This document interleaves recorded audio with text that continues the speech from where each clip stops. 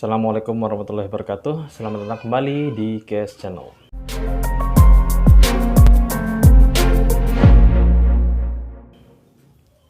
Teman-teman, pada kesempatan kali ini kita akan membahas tentang sejarah kepemimpinan dari masa Khalifaur Rasyidin.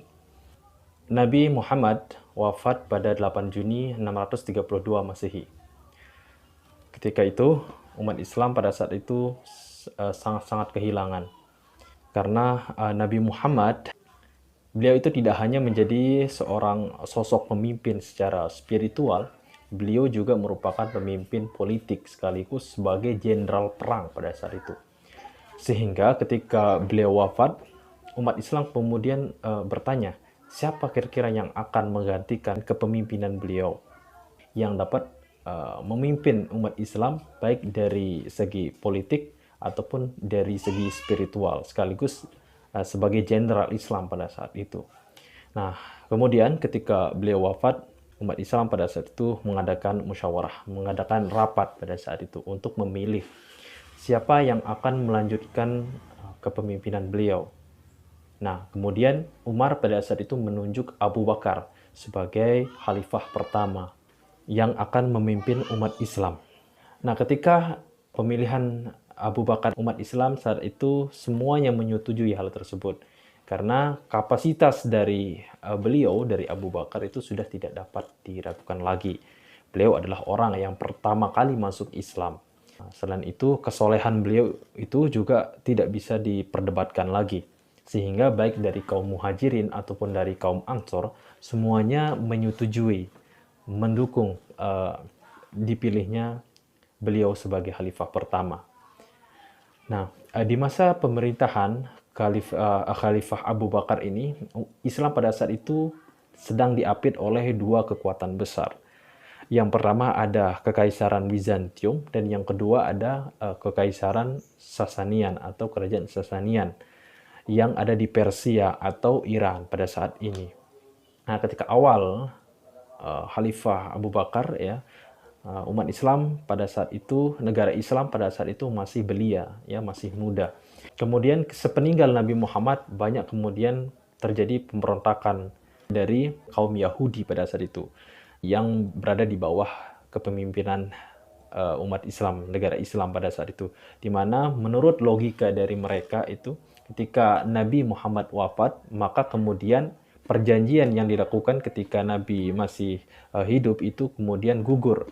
Nah, ini menjadi logika dasar dari kaum Yahudi untuk kemudian memberontak pada saat itu. Akan tetapi pemberontakan semacam itu bisa diatasi oleh khalifah. Selanjutnya, ada kemudian muncul orang-orang yang mengaku sebagai nabi setelah Nabi Muhammad. Contoh yang paling terkenal adalah Musailamah Al-Kadzab yang mengaku sebagai nabi. Nah, akan tetapi bisa diatasi oleh Khalifah Abu Bakar pada saat itu. Di mana fokus utama dari pemerintahan Khalifah Abu Bakar yaitu untuk mengubah masyarakat Arab itu dari desentralisasi menjadi masyarakat yang menetap pada satu kota tertentu. Karena sejarahnya orang-orang Arab itu kan terbiasa berpindah-pindah karena mereka terbiasa melakukan perdagangan. Jadi mereka berpindah-pindah dari kota satu ke kota yang lainnya. Ini merupakan budaya dari bangsa Arab itu. Sehingga Islam pada awal perkembangannya bisa berkembang dengan sangat baik. Setelah Abu Bakar wafat, kemudian khalifah selanjutnya digantikan oleh Umar bin Khattab pada saat itu. Nah, pada masa pemerintahan Khalifah Umar pada saat itu, Islam kemudian berkembang dengan sangat pesat. Hal ini ditandai dengan ditaklukkannya kota Yerusalem yang merupakan kota bersejarah, di mana pasukan Islam menginvasi kota Yerusalem yang dikuasai oleh Bizantium, di mana pasukan Islam dipimpin oleh Khalid bin Walid. Nah, ketika umat Islam berhasil menguasai Yerusalem, Umar pada saat itu kemudian membangun Masjidil Aqsa yang kemudian menjadi masjid ketiga bagi umat Islam setelah Masjidil Haram, Masjidil Nabawi dan juga yang ketiga ini adalah Masjidil Aqsa. Nah, alasan pentingnya bagi pemerintahan khalifah pada saat itu untuk merebut Yerusalem, karena tentu saja kota itu merupakan kota yang sangat penting bagi umat Islam. Karena di situ menjadi kota yang merupakan bagian dari peristiwa Isra Mi'raj Rasulullah. Di situ adalah tempat Nabi kemudian sholat berjamaah dengan para roh-roh para nabi di kota tersebut. Nah, kemudian yang menarik adalah kota Yerusalem ini adalah kota tempat suci bagi 3 agama samawi. Yang pertama Islam, yang tadi, dan Kristen dan juga Yahudi. Di mana pada kepercayaan dari kaum Nasrani bahwa di kota Yerusalem itu adalah tempat disalibnya Yesus, sekaligus sebagai tempat dibangkitkannya Yesus di masa depan. Nah, kemudian bagi umat Yahudi, kota Yerusalem itu adalah kota suci, karena di sana adalah tempat disembelihnya Ismail oleh Ibrahim. Nah, kemudian pada saat ini kita juga bisa melihat ada tembok ratapan di sana yang kemudian menjadi tempat berziarah bagi kaum Yahudi. Nah, kita kembali ke cerita yang tadi, ketika Umar bin Khattab berhasil menguasai kota tersebut, untuk pertama kalinya umat Yahudi dibiarkan atau diberikan kesempatan untuk berziarah ke kota tersebut. Sejak 500 tahun dilarang untuk berziarah ke kota tersebut oleh Kekaisaran Bizantium pada saat itu. Nah, selanjutnya setelah umat Islam menguasai kota Yerusalem, kemudian menaklukkan kota Damaskus yang juga merupakan kota tua. Di bagian wilayah yang lain, Islam kemudian juga menguasai dan menaklukkan kerajaan Sasanian yang ada di Persia atau Iran pada saat ini.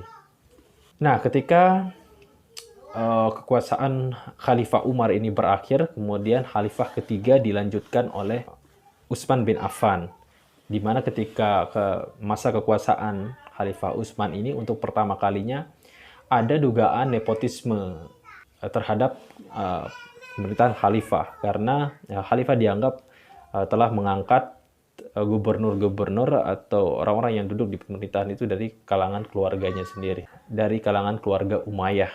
Nah, ini yang kemudian ada beberapa yang menimbulkan konflik.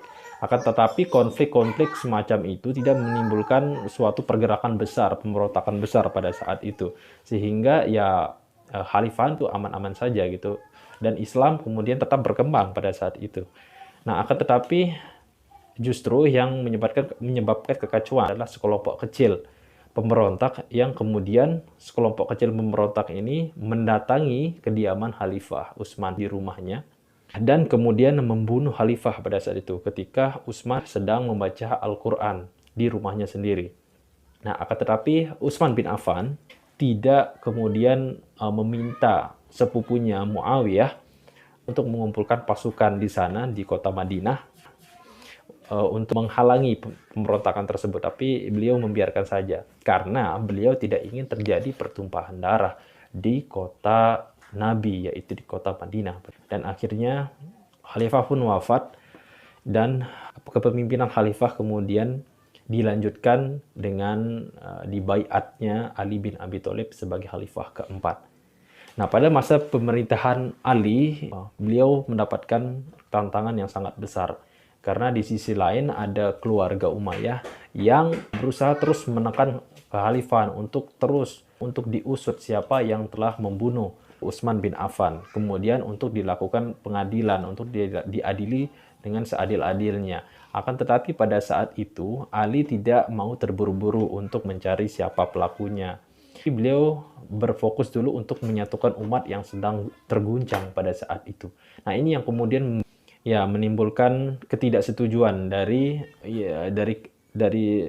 keluarga Umayyah pada saat itu, yang menginginkan untuk segera ditemukan siapa pembunuhnya dan diadili. Lahirlah kelompok masyarakat yang sebagai oposisi Ali. Nah, Aisyah radhiyallahu an bergabung karena beliau juga ikut mendukung untuk segera dilakukan peradilan.